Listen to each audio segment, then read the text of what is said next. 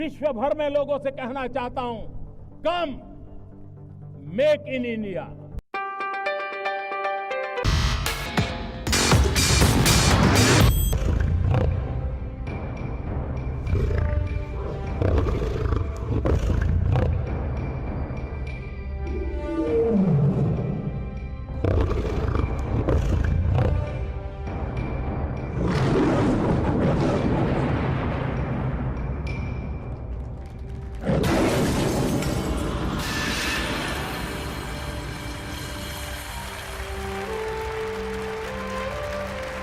मित्रों,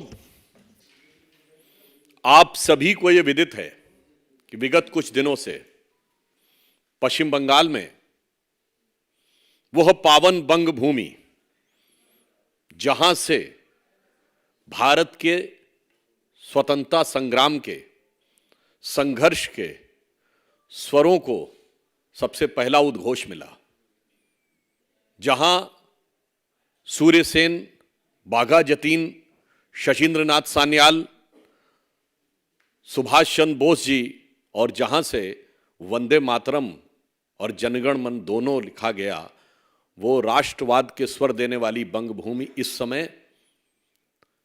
प्रताड़ित, दुखी और अत्याचार से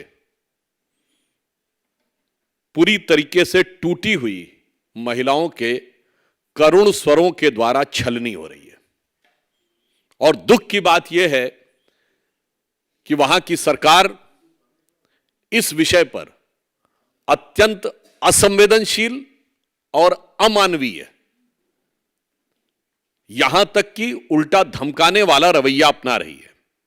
आज ही भारतीय जनता पार्टी के महिला मोर्चा के जिसमें महिला मोर्चा के अध्यक्ष, हमारे पश्चिम बंगाल की महिला पदाधिकारी, महिला सांसद और विधायक, उनको जाने से रोका गया। कल हमारे प्रदेश अध्यक्ष सुकांतो मजूमदार जी को बलपूर्वक वहां जाने से रोका गया, और अब वहां की सरकार ने वहां धारा 144 लागू कर दी है। और इतना ही नहीं, मीडिया के लोग भी जो रिपोर्ट कर रहे हैं, उनको सिर्फ धमकाया नहीं जा रहा, उन पर एफआईआर भी की जा रही है। आपत्ति की बात यह है कि इस तरह की बातें प्रकाश में आई हैं कि पश्चिम बंगाल की एसआईटी बजाय प्रताड़ित महिलाओं को न्याय दिलाने के कहीं ना कहीं उन पर दबाव डालने का प्रयास कर रही है, ताकि वो इस विषय को आगे ना बढ़ाएं। इसलिए यह विषय बहुत संवेदनशील है। और सबसे बड़ी बात यह है कि शाहजहां शेख, जो कि तृणमूल कांग्रेस का एक महत्वपूर्ण व्यक्ति है, वो अभी तक गायब है। उसका मुख्य कारण जानते क्या है? कहते हैं कि साहब, उसको हाई कोर्ट से प्रोटेक्शन है, जो सरासर गलत है। हाई कोर्ट का कोई भी विषय इस संदर्भ में नहीं है। महिलाओं के द्वारा शाहजहां शेख पे की गई शिकायत के बारे में न्यायालय के द्वारा किसी भी प्रकार का कोई निर्देश शाहजहां शेख के विषय में नहीं है। उल्टे कलकत्ता उच्च न्यायालय के मुख्य न्यायाधीश ने यह टिप्पणी की है कि वो अभी तक गिरफ्तार क्यों नहीं हो रहा। वो गिरफ्तार इसलिए नहीं हो सकता कि उसको और कोई प्रोटेक्शन नहीं है। उसको सिर्फ वेस्ट बंगाल का प्रोटेक्शन नहीं है। शाहजहां शेख एक प्रवृत्ति का नाम है, जिसे पूरे भारत में सेकुलर प्रोटेक्शन प्राप्त है। ये एक पर्टिकुलर मानसिकता है, जो कितने भी प्रकार के अपराध कर ले, आतंकवाद कर ले, दलित आदिवासी महिलाओं को प्रताड़ित कर ले, मगर उन्हें सदा सर्वदा प्रोटेक्शन प्राप्त रहता है। और उसे हम कह सकते हैं कि वह एक सेकुलर प्रोटेक्शन है, क्योंकि पश्चिम बंगाल की सरकार, यहां पर सिर्फ हिंदू मुस्लिम का सवाल नहीं है। मुस्लिम समाज के जो कट्टरपंथी और आपराधिक तत्व हैं, वो चाहे शाहजहां शेख हो, शेख सिराजुद्दीन हो या जहांगीर, ऐसे ही तत्वों के माध्यम से अपनी सत्ता को बरकरार रखने का जो प्रयास है, वो बहुत ही निंदनीय है। यहां मैं एक बात और कहना चाहता हूं, यह घटना इसलिए और अधिक हृदय विदारक है कि ये जो तथाकथित सेकुलर दल हैं ये तो नहीं बोल रहे हैं, समझ में आता है, क्योंकि इनके लिए महिला का दर्द पहले वोट के तराजू पे तौला जाता है कि कौन सा तगड़ा वाला वोट बैंक है, उसके बारे में बोलना है या नहीं बोलना है। मगर दुख की बात यह है कि जो self proclaimed champion of women rights हैं वो भी इस विषय के ऊपर पूरे भारत में मुंह में दही जमाकर बैठी हुई हैं। यानी यह भी अपने आप में एक गंभीर प्रश्न है। और उससे दुखद बात यह है कि तृणमूल कांग्रेस के नेता इस विषय के लिए नौटंकी जैसे शब्दों का प्रयोग करते हैं। मैं एक बात कहना चाहता हूं कि संदेश खाली एक घटना नहीं, एक फिनोमिना है। जो लोग कहते हैं ना कि इतिहास को भूल जाओ, तो मैं याद दिलाना चाहता हूं यह एक फिनोमिना है जिसने बंगाल को पिछली शताब्दी और उससे पहले की शताब्दी से भी बर्बाद किया है। एक जनश्रुति है बंगाल में कि सिराजुद्दौला के जमाने में इसी प्रकार की घटनाएं होती थीं, महिलाओं को उठा लिया जाता था और उनके साथ बदसलूकी की जाती थी। और मैं यह भी याद दिलाना चाहता हूं ये संदेश खाली सिर्फ संदेश खाली नहीं है। आज से ठीक 78 साल पहले जो नोआखाली में हुआ था वही आज संदेश खाली में उसकी शुरुआत है। 16 अगस्त 1946 को जब बंगाल के तत्कालीन मुख्यमंत्री शहीद हुसैन सोहरावर्दी ने पूरे पुलिस प्रोटेक्शन में हिंदुओं का नरसंहार कराया था, जो सोहरावर्दी ने किया था उसी नक्शे कदम पे ममता बनर्जी है। तो नोआखाली से लेकर संदेश खाली तक ये बंगाल के दर्द की एक दर्दनाक दास्तां है, जो सिर्फ इस बात पर प्रेरित है कि 46 में भी ये सोचते थे कांग्रेस के नेता कि चुप बैठे रहो, बस हमारा अभी का राज बचा रहे, आगे बंगाल को जो होना है वो हो जाने दो, और बंगाल आधा चला गया हमारे हाथ से। आज वही मानसिकता है कि कट्टरपंथी आपराधिक तत्वों को संरक्षण दिए रहो, फिलहाल की अपनी सत्ता बचाए रखो, भविष्य में जो होना है वो होता रहे। इसलिए यहां पर जो लोग कार्रवाई नहीं कर रहे हैं और जो मौन समर्थन दे रहे हैं उनके लिए मैं कहना चाहूंगा कि समर शेष है नहीं पाप का, भागी केवल व्याध। व्याध समझते ना, कसाई। समर शेष है नहीं पाप का, भागी केवल व्याध, जो तटस्थ हैं समय लिखेगा उनका भी अपराध। यह ध्यान रखना होगा कि जो लोग भी आज चुप बैठे हुए हैं इन घटनाओं पे। और मैं इसके आगे दूसरा विषय कहता हूं, कर्नाटक में मंदिरों पर टैक्स, उससे पहले भी इस प्रकार की कई बातें आई हैं, अनाप शनाप उल्टे सीधे बयान। कर्नाटक के कांग्रेस के पूर्व कार्यकारी अध्यक्ष रहे और वर्तमान के पीडब्ल्यूडी मिनिस्टर सतीश जारकीहोली हिंदू शब्द को गंदा कह चुके हैं। खड़गे साहब के बेटे क्या क्या बोल चुके हैं। इवन मैं भी याद दिलाना चाहता हूं, कर्नाटक में भी दलित कांग्रेस के नेता थे, दलित थे, अखंड श्रीनिवास मूर्ति, उनके यहां भी यही तगड़े वाले वोट बैंक ने हमला कर दिया था। अपने नेता के लिए भी पीछे हट गए थे, वो बेचारा अपनी खुद लड़ाई लड़ते रहे, बाद में पार्टी भी छोड़ दी है।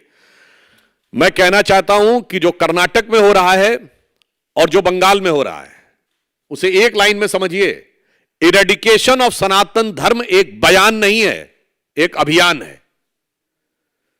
इरेडिकेशन ऑफ सनातन धर्म यानी हिंदू धर्म का समूल नाश केवल एक बयान नहीं है बल्कि एक अभियान है, जिसकी झलक आपको तमिलनाडु से लेके, कर्नाटक से लेके बंगाल तक समय समय पर दिखाई पड़ती रहती है।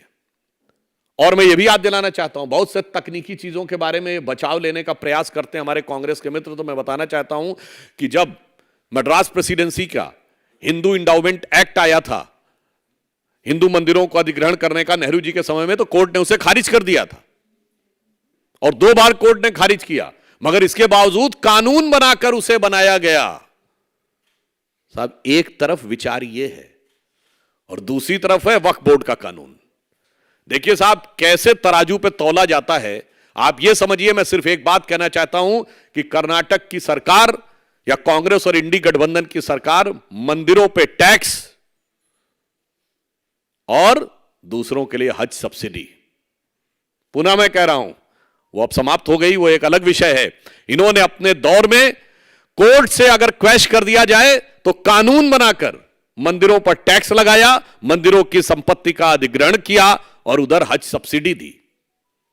मुझे लगता है कि इस ढंग का जो दोहरा रवैया है, पुनः मैं कहना चाहता हूं, यह दर्शाता है कि इरेडिकेशन ऑफ सनातन धर्म एक बयान नहीं बल्कि एक अभियान है।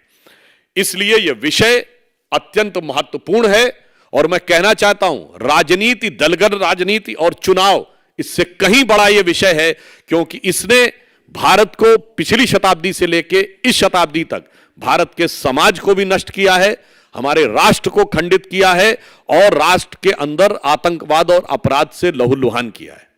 इसलिए मैं पूछना चाहता हूं कि अभी जो दर्शन करने गए थे और तरह तरह के दावे कर रहे थे इंडी गठबंधन के चिर युवा नेता, उनका इस घटना के ऊपर क्या कहना है? इस घटना के ऊपर जिस प्रकार का मौन उन्होंने धारण कर रखा है, बल्कि इसके विपरीत वो जिस प्रकार के टिप्पणी कर रहे हैं और सरकार जो कह रही है, इसे मैं गलती नहीं बल्कि यह अपराध कह रहा हूं और इस अपराध का उनको जवाब आने वाले समय में निश्चित रूप से देना होगा। मैं पुनः जहां से प्रारंभ किया था वहीं पे समाप्त करता हूं कि बंगाल की वह पावन भूमि जो बंगाली भद्र लोक के रूप में जानी जाती थी, वो आज महिलाओं के ऊपर अत्याचार होने वाले इस लोक के रूप में जिन लोगों ने उसकी छवि को डिस्टॉर्ट करने का प्रयास किया है, वो निश्चित रूप से आने वाले समय में जनता उनके अपराधों की समीक्षा करके उनको समुचित दंड देगी। धन्यवाद।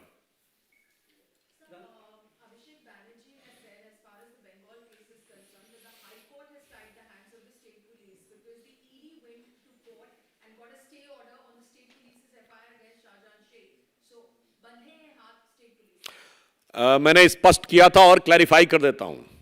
ईडी जब शाहजहां शेख को गिरफ्तार करने गई थी और जिन लोगों ने उनके ऊपर अटैक किया था, जो सीधे तौर पे माना जाता है कि शाहजहां शेख के लोगों ने किया था, उस विषय के ऊपर कोर्ट का डायरेक्टिव उस विषय पे है, यह अलग विषय है। मतलब कल के दिन आप यह कह दें कि गाड़ी का ड्राइविंग लाइसेंस मेरा ना लिया जाए, इसके लिए निर्देश है, तो मैंने चोरी की या डकैती कर दी तो उसके ऊपर वो निर्देश लागू होगा। मैंने पुनः स्पष्ट किया है, महिलाओं के द्वारा लगाए गए आरोपों और उनकी एफआईआर के संदर्भ में कोर्ट का किसी प्रकार का कोई निर्देश नहीं। पर आपके सवाल में एक और बात आती है, देखिए कैसे कैसे रतन इन्होंने इकट्ठा कर रखे हैं कि आर्थिक भ्रष्टाचार भी उन्हीं का है। ईडी का केस, पुलिस वालों पे पथराव करने का केस भी उन्हीं का है, महिलाओं से बलात्कार करने का केस भी उन्हीं का है और आदिवासियों की जमीन हड़पने का केस भी उन्हीं का है।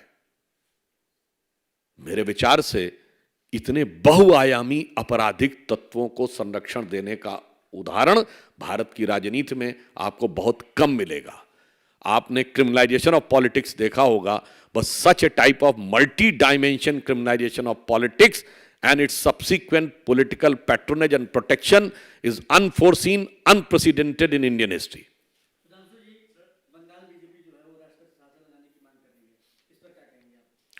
देखिए, जिस प्रकार की घटनाएं हो रही हैं, सरकार इस विषय के ऊपर सारा ध्यान रखे हुए, परंतु आज मैं सवाल पूछ रहा हूं कि जो सरकार है वो सरकार इस पे जवाब क्यों नहीं दे रही है?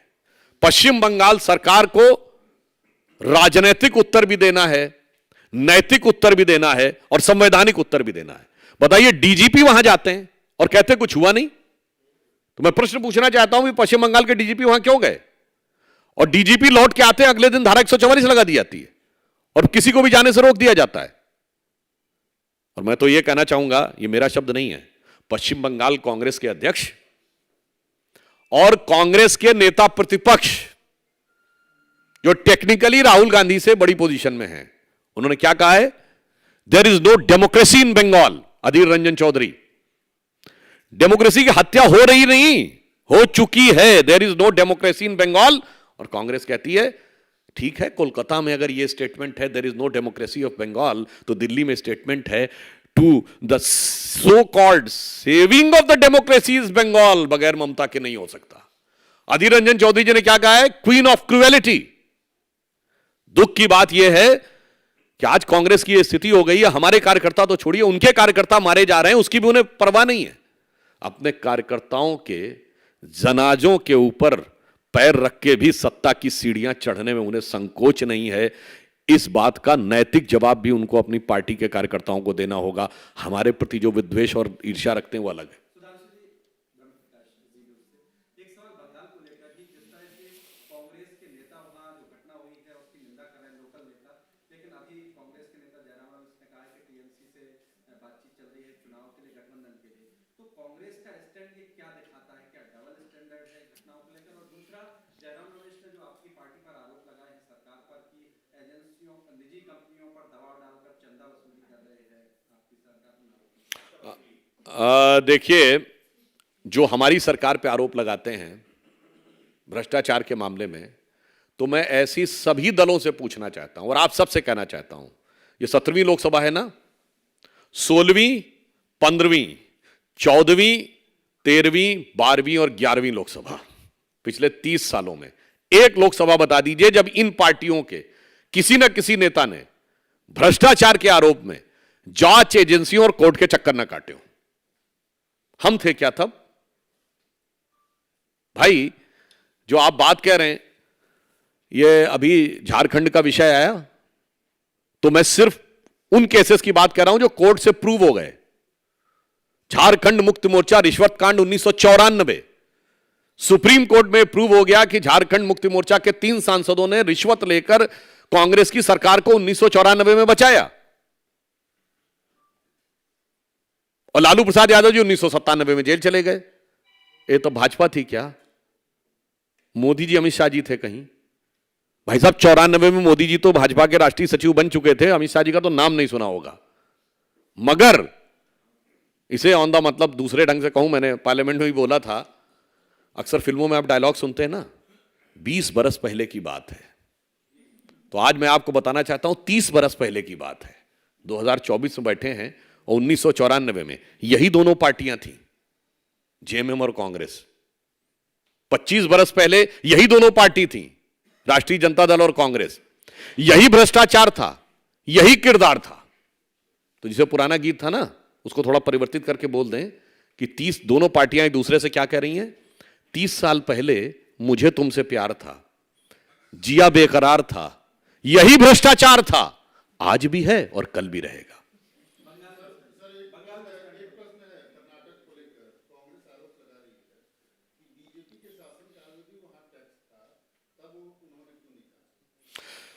मान्यवर, यहां पे विषय सिर्फ एक सरकारी आदेश नहीं है।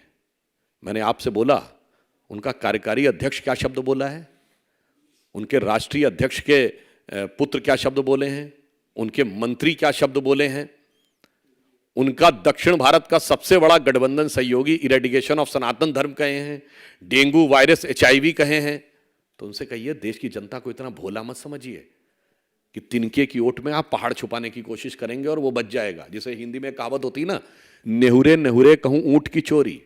इसका मतलब समझते हैं? झुक झुक कर छोटी मोटी चीजें चुराई जा सकती हैं, ऊंट नहीं चुराया जा सकता।